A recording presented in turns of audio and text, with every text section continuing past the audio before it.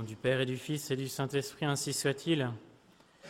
Mon révérend Père, mes chers pères et frères, mes chers fidèles, c'est aujourd'hui l'anniversaire du rappel à Dieu du bienheureux Lucchesio, qui est le premier tertiaire franciscain, est mort en 1260. Cet homme était un marchand, semble-t-il avare, qui, sur ses 40 ans, découvrant la prédication de saint François, s'est complètement converti et a demandé à suivre la vie de saint François.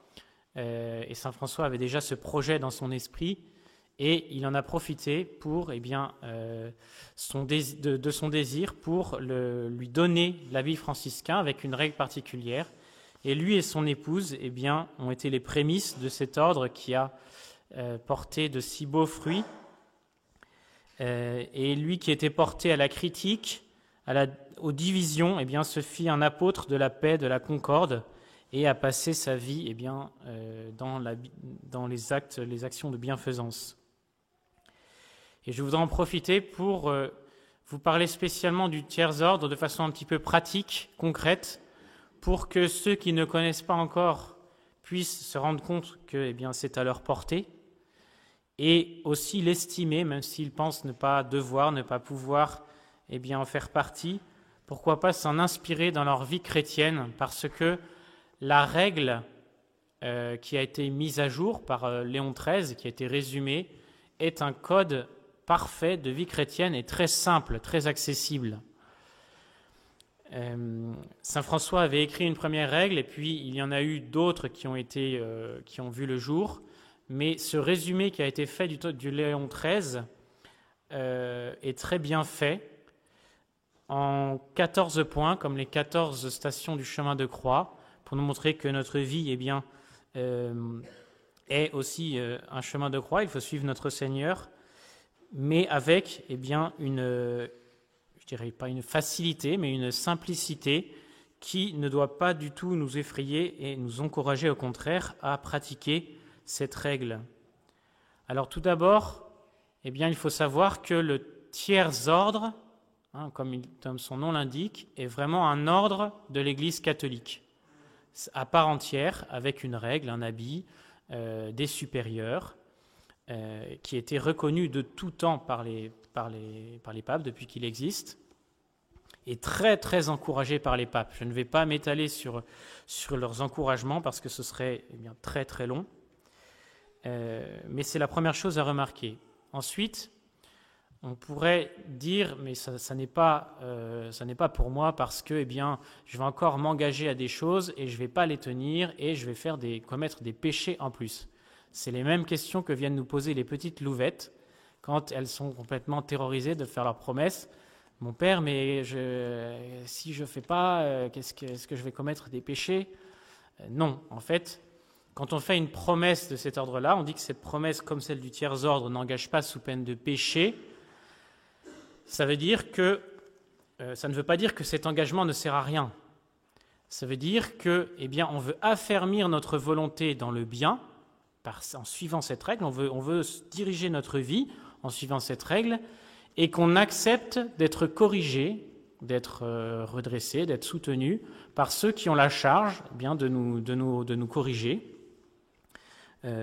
Donc on accepte de se soumettre à la correction finalement. Et c'est saint François lui-même qui dans sa règle dit il n'y a pas de péché, mais ces termes n'ont pas été repris par Léon XIII, mais saint François disait par contre celui qui opiniâtrement refuse de se corriger quand il a été corrigé, là pourrait commettre un péché. Mais comme vous allez le voir, la règle franciscaine du tiers-ordre n'est qu'un rappel de ce que tout chrétien doit pratiquer. Alors, outre les conditions d'admission, si vous voulez, la règle du tiers-ordre est très courte, elle pourrait tenir sur une page A4 aisément, et donc elle commence par c'est 3 paragraphes. Le premier paragraphe, c'est un petit peu les conditions d'admission. Alors, il faut avoir 15 ans au moins, donc les enfants les jeunes, les adolescents qui se sentent appelés peuvent dire à papa et maman je voudrais bien être tertiaire. Donc, parce que l'Église leur propose déjà à 15 ans de devenir tertiaire. Et puis, donc, ce premier chapitre nous dit qu'on porte un cordon, un scapulaire, bon, c'est des choses qu'on connaît, et ce sont des bénédictions, des sacramentaux de l'Église. Le symbolisme du cordon est très beau, c'est un petit peu nous sommes liés à notre Seigneur qui a été lié pour nous. Ça nous rappelle aussi le devoir de la vertu de chasteté et beaucoup d'autres symboles très beaux. Mais je vais plutôt donc vous parler de ce deuxième paragraphe qui est le cœur de la règle et que tout le monde pourrait prendre, par exemple dans ses retraites ou le soir dans ses prières à l'examen de conscience. Si vous n'avez pas d'idée, prenez ce deuxième chapitre de la règle du tiers ordre et vous verrez que vous trouverez des points qui vous aideront peut-être à progresser. Et les voici. Donc voici ce code de vie chrétienne qui est franciscain, mais qui est pour tout le monde aussi. Les deux premiers points commencent par nous rappeler la modestie. Il demande la modestie dans l'habillement, selon sa condition. Donc c'est vrai qu'à l'époque, ils étaient habillés de façon plus austère. Saint François demande que les dames ne portent pas de ruban de soie de couleur, mais aujourd'hui, ce n'est pas les mêmes consignes, donc il faut adapter. Voilà, c'est la modestie chrétienne, tout simplement, qu'on vous rappelle très souvent, peut-être trop souvent. Et puis, la fuite des spectacles immoraux. Donc ils disent, et là, donc aujourd'hui, c'est la fuite de tous ces moyens modernes, malheureusement, qui peuvent nous porter au péché. Ça fait aussi partie de la modestie, de se protéger dans ce domaine. Ensuite, la tempérance. On demande à table d'être frugal, c'est-à-dire manger suffisamment, mais de façon modérée, et de ne pas oublier la prière, et aussi de ne pas oublier 2 jeûnes, donc à la veille de l'Immaculée et de Saint-François. Donc en plus des jeûnes du mercredi et du mercredi des Cendres et du vendredi saint, les tertiaires ont 4 jeûnes dans l'année, c'est terrible, sachant qu'à l'époque, il y avait la pratique du jeûne pendant tout le carême. Là, les tertiaires sont obligés à 4 jours, c'est vraiment incroyable. Mais en fait, finalement, la règle exhorte aussi, elle conseille ceux qui le peuvent à jeûner aussi le vendredi, en plus de l'abstinence, et à faire abstinence le mercredi. Voilà. Donc, ce sont des pratiques qui, en fait, peuvent obtenir beaucoup de bénédictions et aussi de grâces de réparation dans ce siècle où nous ne faisons plus pénitence. Donc, après la modestie, la tempérance, la règle demande la vertu de religion en se confessant et en communiant 1 fois par mois. Mais c'est un conseil que tout prêtre donne aux fidèles dans les chapelles, donc tout le monde est capable et surtout aura intérêt à suivre cette règle de se confesser et de communier 1 fois par mois au moins, et de dire l'office canonial. C'est certainement le plus grand honneur qui est fait aux tertiaires, de se joindre à la prière publique de l'Église. Vous savez que les sous-diacres ont le devoir de dire le bréviaire, et donc ils sont vraiment les premiers chargés de la prière officielle devant le bon Dieu, au nom du peuple chrétien. Eh bien, les tertiaires ont une participation à ce devoir et à cet honneur, et s'ils ne peuvent pas réciter tout l'office, comme ils y sont invités, ils peuvent réciter le petit office de la Sainte Vierge ou 12 Pater Ave. Donc ces 12 Notre Père, je vous salue Marie, ont une force spéciale, puisque c'est une prière officielle qui vous rend des membres priants de la prière publique de l'Église. Et donc, certainement, si vous mettez vos intentions dans ces 12 Pater Ave, vous pouvez obtenir plus de grâce que dans vos autres prières. C'est une prière officielle. Ensuite, on arrive au cœur de la règle. Et c'est pour cela que vous trouverez un petit tract aussi à l'entrée j'en ai remis certains sous le Padre Pio, mais il ne vous le donne pas dans l'ordre tel que Léon XIII l'a écrit, ou que ça a été écrit du temps de Léon XIII. C'est mieux écrit certainement dans la règle originale. On voit mieux l'ordre logique de la règle. On passe ensuite à la prudence et la charité. On peut dire que toute la règle est faite pour pratiquer ces 4 points spécialement. En fait 3, parce que le premier, c'est de faire son testament spirituel. Son testament, tout court, parce que souvent, ce sont des causes de dissension dans les familles quand on ne fait pas son testament. C'est un devoir de charité pour sa famille. Et le point suivant, eh bien, demande le bon exemple en famille, la piété, les bonnes œuvres. C'est le cœur de notre religion. Et spécialement, dit la règle, d'interdire tout livre ou journal qui peut porter quelque atteinte à la vertu. Quelque atteinte à la vertu. Donc aujourd'hui, spécialement les tertiaires, alors c'est un rappel pour eux, mais finalement pour tout parent chrétien, interdire tout ce qui peut porter quelque atteinte à la vertu, ça veut dire certainement avoir des règles fixes, précises pour nos enfants, pour nos jeunes, pour ce qui concerne les portables et l'ordinateur à la maison.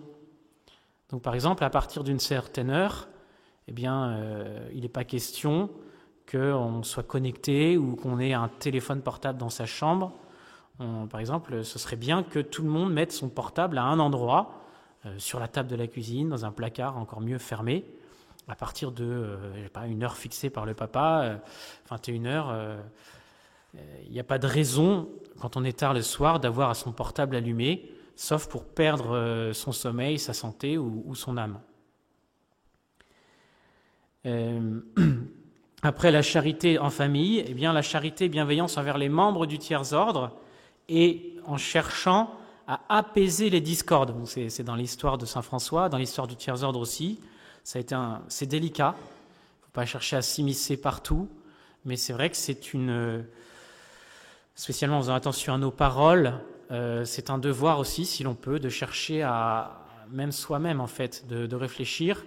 Si on prend cette feuille pour examen de conscience, est-ce que je n'ai pas des antipathies naturelles que je ne combats pas ? Et c'est un travail qu'on doit avoir nous aussi en vie religieuse. On n'est pas tous forcément des amis intimes, mais on doit faire des efforts pour supporter ceux avec qui on a le plus de mal. Et c'est comme ça, et seulement comme ça, qu'on a une fraternité chrétienne surnaturelle. Sinon, on est un groupe d'amis, voilà, moi je vais que avec ceux que j'aime, je vais parler que avec ceux qui me plaisent, etc. C'est pas du tout l'esprit chrétien, et donc pas l'esprit franciscain. Le 10e point, pas de serment sans nécessité, pas de bouffonnerie, de plaisanterie malsaine. Et là, dans ce point, la règle du tiers-ordre demande un examen. C'est là où elle demande un examen spécial tous les jours, le soir, sur l'usage de la langue, spécialement. Donc on peut, en effet, on va vous conseiller de faire un examen sur tout, mais demande spécialement l'examen de notre langue. Et ça rejoint Saint Jacques qui nous dit, celui qui ne sait pas contrôler sa langue, eh bien, finalement, n'a pas de vraie vertu de religion. C'est cet usage difficile de la langue qui doit être spécialement contrôlé, et justement dans ce contexte aussi de charité. Voilà, pour toujours, eh bien, pouvoir pratiquer la charité envers les autres. Et alors, il demande aussi de s'imposer une pénitence si on constate des défauts dans ce domaine. Et la fin de la règle, les 4 derniers points, c'est d'abord la fidélité. Donc la fidélité, si on peut, à la messe quotidienne et aux réunions mensuelles, finalement, qui sont toutes centrées autour de la messe. Donc là, on a ce lien de la charité autour de l'autel et ce lien de la charité dans les réunions qui sont prévues par le tiers-ordre. Malheureusement, même ici, il n'y a pas de réunion mensuelle, mais il y a certainement, c'est déjà très bien de pouvoir être présent à ces réunions qui sont organisées au moins tous les 2 ou 3 mois. Et ça nous rappelle finalement les premières réunions des chrétiens. Et durant ces réunions, donc ensuite on pratique, pour les derniers points, la miséricorde et la générosité. Donc la miséricorde matérielle, il y a des collectes qui sont prévues, des collectes pour ceux qui ont dans le besoin, ceux qui sont malades, pour le service du culte. Donc on apprend le détachement. Et la miséricorde spirituelle, notamment en visitant les malades. Donc c'est surtout le devoir de ceux qui ont des responsabilités dans le tiers-ordre. Et j'imagine que vous utilisez les moyens modernes pour vous donner des intentions de prière. Voilà, un tel est malade, une telle est malade, il faudrait aller la visiter. Ou un tel a des difficultés, il faudrait l'aider. Voilà, c'est comme ça aussi que dans le tiers-ordre, on peut du coup se servir malgré tout de ces moyens modernes pour rendre pratique notre charité, au moins par la prière. Et donc, ils doivent s'assurer, ces supérieurs du tiers-ordre, que les malades puissent recevoir les derniers sacrements. Et enfin, on demande d'aller à leurs obsèques et d'offrir au moins un chapelet, une communion pour les âmes, pour leurs âmes. Et donc, avec cela, toute la dévotion aux âmes du purgatoire qui est rappelée. Donc voilà cette règle, et on ne peut pas dire que ça demande des choses extraordinaires, mais elle a le mérite d'être écrite, d'être codifiée par l'Église. Et donc celui qui désire s'y engager, finalement, ne se met pas un fardeau de plus sur les épaules, au contraire.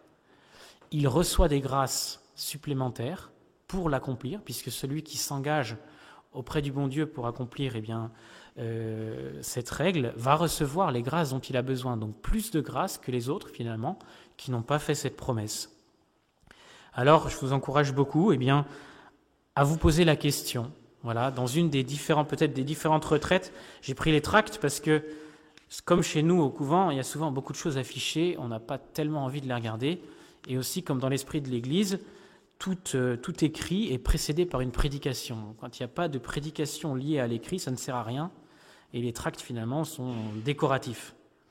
Mais juste pour vous rappeler qu'il y a des retraites qui vous permettront de vous poser la question, de savoir si vous devez ou non rentrer dans le tiers-ordre. Parce que, peut-être que vous y êtes appelé. Alors, ôterez-vous en novembre, début novembre, il reste encore une retraite. Il y en a aussi en septembre à Lourdes, en juillet à Bitche. En juillet, ici, il y a les 2 retraites que vous connaissez. Et puis à Notre-Dame-du-Los, retraite pèlerinage à ciel ouvert le 19 août. Toutes ces retraites en général sont mixtes. Et puis là, c'est spécialement pour les familles. Voilà, donc vous pourrez éventuellement demander plus d'informations si vous en avez besoin. Mais vraiment, posez-vous la question, car les papes nous disent que c'est par là qu'ils attendent le relèvement de la société. Que c'est une école de perfection, c'est vrai, mais finalement, vous voyez, cette règle, elle est pour tout chrétien. Alors évidemment, celui qui dira, mais regarde, qu'est-ce que c'est que cette règle? On ne demande même pas de faire oraison. C'est pas pour moi, ça vaut rien. En fait, dans le tiers-ordre, bien sûr, il y a plusieurs degrés, et les papes nous encouragent, dans une fraternité bien fournie, à faire des groupes spécialisés. Il va y avoir le groupe par exemple, des foyers ou fiancés. Il va y avoir le groupe de ceux qui ont fait des vœux privés, c'était prévu, le groupe des malades, les fraternités sacerdotales, et même ensuite, après, les ordres réguliers, comme les sœurs du Trévoux, justement, ce sont des tertiaires qui ensuite font des vœux. Donc il y a tous les degrés possibles de progression dans la perfection sur cette base que je viens de vous présenter. Alors, peut-être il serait bon de nous encourager aussi dans nos chapelles et d'en parler autour de vous, parce que c'est vrai que vos pères, certainement, manquent de vertu, manquent de zèle, manquent peut-être d'esprit d'oraison et du coup de zèle pour propager ce tiers-ordre, mais aussi peut-être qu'il manque un peu de nombre dans les fraternités pour qu'il y ait des initiatives qui viennent de vous, des fidèles qui permettent justement des nouvelles initiatives dont l'Église a besoin pour se relever. Alors, terminons avec l'oraison d'aujourd'hui, de dimanche de Pâques.